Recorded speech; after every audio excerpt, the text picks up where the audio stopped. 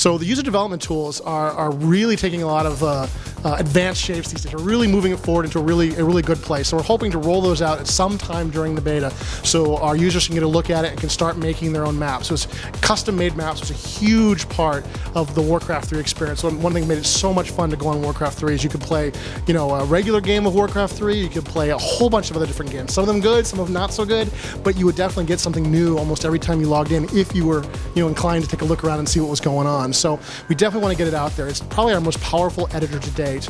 The only thing I would say we're working on right now that really sort of scares me the most is it's also very complicated, right? As our most powerful editor to date, it comes with a price, and the price right now is it's scary to use. So we're definitely going to be taking a look at it going forward, and that's partly what we'll use time in the beta for as well, is to see what people get confused by, what's easy to use, what's not easy to use, because obviously we want the widest variety of people possible to be able to give their vision of what gaming could be to the world on Battle.net so that we'll get the best games we possibly can.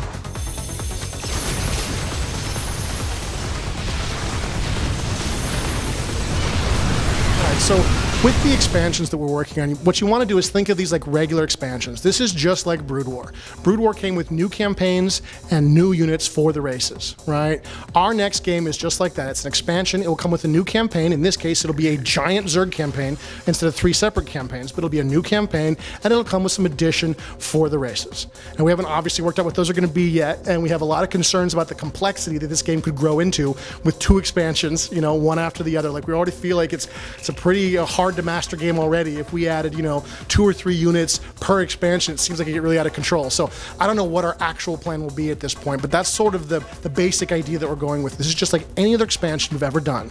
We did a Brood War expansion, now we're doing another expansion. Only difference is now we're announcing 2 expansions instead of 1.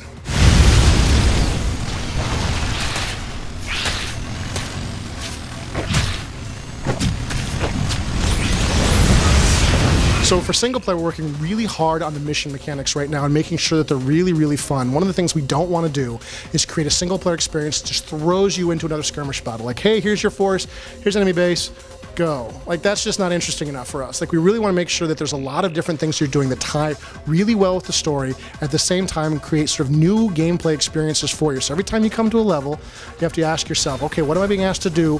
What's the challenge I'm being asked to face? So we've got levels where, you know, the entire low ground on the map floods with lava every few minutes. And if you don't get off the ground, everybody dies, right? We've got levels where hordes of, you know, infested Terrans are coming at you, but they don't attack it during the day. They only attack at night. So you need to hold out during the night, and then during the day go out and burn all their stuff as much as you can.